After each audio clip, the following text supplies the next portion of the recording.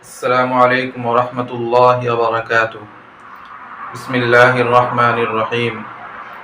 আল্লাহ তাবারক তাআলা লাখ লাখ শুকরিয়া যে আল্লাহ তাবারক তাআলাই দিন ৰাতি সকলো আল্লাহ তাবাৰক তাআলাই পয়দা কৰিছে। ঠিক তেনেকে দিনৰ পিছত দিন পাৰ হৈ আছে, সপ্তাহৰ পিছত সপ্তাহ পাৰ হৈ আছে, মাহৰ পিছত মাহ পাৰ হৈ আছে, কিন্তু তাৰ ভিতৰত আল্লাহ তাবারক তাআলাই কিছুমান দিন, কিছুমান সপ্তাহ, কিছুমান মাহ আল্লাহ তাবারক তাআলাই বরকতওয়ালা বনাইছে, মুকদ্দাসওয়ালা বনাইছে। কিহৰ কাৰণে বনাইছে? আমাৰ ফায়দাৰ কাৰণে আল্লাহ তাবাৰক তাআলাই বনাইছে, যাতে সেইবোৰ দিনত, সেইবোৰ মাহত, সেইবোৰ সপ্তাহত যাতে আমি বেছি বেছি ইবাদত কৰি আল্লাহৰ নৈকট্য হাসিল কৰিব পাৰোঁ আৰু আমাৰ গুনাহবোৰ মাফ কৰাব পাৰোঁ। তাৰ ভিতৰত যেনে এটা আছে ৰমজান মাহ, যিটো মাহ আল্লাহ তাবারক তাআলাই বরকতওয়ালা, মাগফিরাতওয়ালা মাহ বনাইছে। ঠিক তেনেকে এতিয়া ইসলামিক ক্যালেন্ডার হিচাপে যিটো মাহ এতিয়া আৰম্ভ হৈছে, যিটো জুলহজ্জা মাহ বুলি কোৱা হয়, জুলহজ্জা মাহ আৰম্ভ হৈছে। এই মাহটোতো আল্লাহ তাবাৰক তাআলাই বহুত ফজিলত ৰাখিছে। কুৰআন আৰু হাদিসত যেতিয়া আমি চাওঁ, কুৰআন হাদিসৰ যদি তফসিৰ আমি পঢ়িব যাওঁ, জুলহজ্জা মাহৰ বহুত ফজিলত আমি পাম। তাৰ ভিতৰত জুলহজ্জা মাহৰ প্ৰথম যি 10টা দিন আশৰা বুলি যিটো কোৱা হয়, জুলহজ্জা প্ৰথম আশৰা, ইয়াৰ বহুত ফজিলত কুৰআন হাদিসত পোৱা যায়। কুৰআন হাদিসত ইয়াত ওয়াজকুৰুল্লাহ ফি আইয়ামিম মাদুদাত ওয়াল ফাজৰি ওয়া লায়ালিন আশৰ, এইবোৰ আয়াতৰ যিটো তফসিৰ আমি চাব যাওঁ, পঢ়িব যাওঁ, যে জুলহজ্জা মাহৰ ফজিলত এই তফসিৰবিলাকত পোৱা যায় যে আল্লাহ তাবাৰক তাআলা জুলহজ্জা মাহত কি ৰাখিছে। জুলহজ্জা মাহত আল্লাহ তাবাৰক তাআলাই ইমান ফজিলত ৰাখিছে, সেই কাৰণে আমি জুলহজ্জা মাহত বেছি বেছিকে ইবাদত কৰিব লাগে। জুলহজ্জা মাহৰ সকলোতকৈ ডাঙৰ ইবাদতটো কি? জুলহজ্জা মাহৰ সকলোতকৈ ডাঙৰ ইবাদতটো হৈছে হজ। হজৰ যিটো আমল, এইটো আল্লাহৰ ওচৰত বহুত ডাঙৰ আমল হয়, যিটো আমল জুলহজ মাহত হয়, জিলহজ মাহত আৰম্ভ হয়। যিসকল ব্যক্তিৰ ওপৰত হজ কৰাৰ সমান পইচা থাকে, হজত অহা যোৱা কৰা সমান পইচা তাত থাকিলে যিমানখিনি পইচা খৰচ হয়, সেইখিনি পইচা আৰু ঘৰৰ জৰুৰতৰ যিখিনি পইচা, সিমানখিনি পইচা যিজন মানুহৰ হাতত জমা হৈ যায়, তেখেতৰ ওপৰত হজ ফৰজ হৈ যায়। তেখেতৰ ওপৰত হজ ফৰজ হৈ যায়, তেখেতে এবাৰ জিন্দগীত হজ কৰিবই লাগিব। সকলোতকৈ ডাঙৰ 1 নম্বৰ যিটো আমল হয়, যিটো ইবাদত হয় জুলহজ্জা মাহৰ, সেইটো হৈছে হজৰ আমল। তাৰ পিছত আহিছে কুৰবানী, 2 নম্বৰতে আহিছে কুৰবানী। কুৰবানীটো জুলহজ্জা মাহৰ এটা বহুত ডাঙৰ ইবাদত হয়, বহুত ডাঙৰ আমল হয়, আল্লাহৰ ওচৰত বহুত পছন্দনীয় আমল হয়। এই কুৰবানী যিসকলৰ ওপৰত কুৰবানী ৱাজিব, তেওঁলোকে যাতে কোটাহী নকৰি, কঞ্জুচি নকৰি কুৰবানীটো আদায় কৰে, আল্লাহৰ ৰাস্তাত যাতে জন্তু জবেহ কৰে, এইটো আল্লাহে বহুত পছন্দ কৰে, আল্লাহৰ ওচৰত বহুত পছন্দনীয় কাম হয়। 3 নম্বৰতে হ'ল কুৰবানীৰ যিসকলে কুৰবানী দিব, তেখেতসকলে জুলহজ্জা মাহৰ যেতিয়া চান ওলায়, চান ওলোৱাৰ পৰা কুরবানী দিয়ালৈকে তেওঁলোকে দাড়ি, চুলি, নখ ইত্যাদি যাতে নেকাটে, এইটো মুস্তাহাব আমল হয়।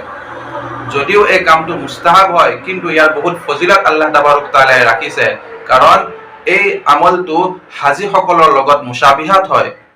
হাজীসকলে যেতিয়া এহৰাম পিন্ধে, তেতিয়া দাড়ি, চুলি, নখ তেখেতসকলে নাকাটে, আৰু এই মুশাবিহাতটো, এইটো হাজীসকলৰ লগত এইটো মিলোৱা কাৰণে আল্লাহ তাবাৰক তাআলাই যিসকলে এই আমল কৰিব, আল্লাহ তাবাৰক তাআলাই হাজীসকলৰ সমান তেখেতক সওয়াব দান কৰিব। সুবহানাল্লাহ। গতিকে আমি এইটোৰ ওপৰত আমল কৰিব লাগে, এই মুস্তাহাব আমলটো আমি কৰিব লাগে। তাৰ পিছৰ আমলটো হৈছে জুলহজ্জা মাহৰ প্ৰথম 10টা দিন আমি বেছি বেছিকে আল্লাহৰ জিকিৰ কৰিব লাগে। ওয়াজকুৰুল্লাহ ফি আইয়ামিম মাদুদাত, এইকেইটা দিনত আমি বেছি বেছিকে আল্লাহৰ জিকিৰ কৰিব লাগে। আল্লাহৰ জিকিৰ অৰ্থাৎ আল্লাহৰ নাম বেছি বেছিকে লোৱা, আল্লাহৰ পাক কালাম যিখন আছে কুৰআন মজিদ বেছি বেছিকে তিলাৱত কৰা, আৰু বেছি বেছিকে চৌথা কালিমা যিটো আছে লা ইলাহা ইল্লাল্লাহু ওয়াহদাহু লা শাৰীকা লাহু লাহুল মুলকু ওয়া লাহুল হামদু ইউহয়ী ওয়া ইউমীত ওয়া হুয়া আলা কুল্লি শাইইন কাদিৰ, এইটো আমি বেছি বেছিকে পঢ়িব লাগে। তাৰ পিছৰ যিটো ইবাদত হ'ল, যিটো আমাল হ'ল জুলহজ্জা মাহৰ, সেইটো হৈছে জুলহজ্জা মাহৰ প্ৰথম 10টা দিন ৰোজা ৰাখা। অৰ্থাৎ 1 তাৰিখৰ পৰা জুলহজ্জা মাহৰ 9 তাৰিখলৈকে এই ৰোজা 9টা ৰোজা ৰাখা। এই 9টা ৰোজা ৰাখা আল্লাহ তাবাৰক তাআলাই কসম খাইছে এই 10টা ৰাতিৰ ওয়াল ফাজৰি ওয়া লায়ালিন আশৰ 10টা ৰাতিৰ কসম খাইছে। হাদিস শৰীফত আহিছে জুলহজ্জা মাহৰ প্ৰথম 10টা দিন প্ৰথম 9টা ৰোজা যোনে ৰাখিব 1 বছৰৰ সমান ৰোজা ৰাখাৰ সমান সওয়াব আল্লাহ তাবাৰক তাআলাই দান কৰিব। আৰু এই 10টা ৰাতি যোনে উজাগৰ কৰি আল্লাহৰ ইবাদত কৰিব সবে কদৰৰ ৰাতি ইবাদত কৰাৰ সমান সওয়াব আল্লাহ তাবাৰক তাআলাই দান কৰিব। সুবহানাল্লাহ। তেতিয়াহ'লে আমি জুলহজ্জা মাহৰ প্ৰথম 10টা 1 তাৰিখৰ পৰা 9 তাৰিখলৈকে যিকেইটা ৰোজা এইকেইটা ৰোজা ৰাখা আমি চেষ্টা কৰিব লাগে।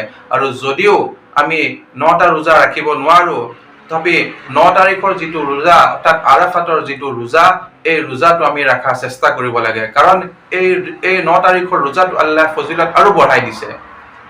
আল্লাহ তাবাৰক তাআলাই এই 9 তাৰিখৰ ৰোজাৰ ফজিলতটো আৰু বঢ়াই দিছে। 9 তাৰিখৰ ৰোজাটো যিজন ব্যক্তিয়ে ৰাখিব তেখেতক আল্লাহ তাবাৰক তাআলাই 2 বছৰৰ গুনাহ মাফ কৰি দিব।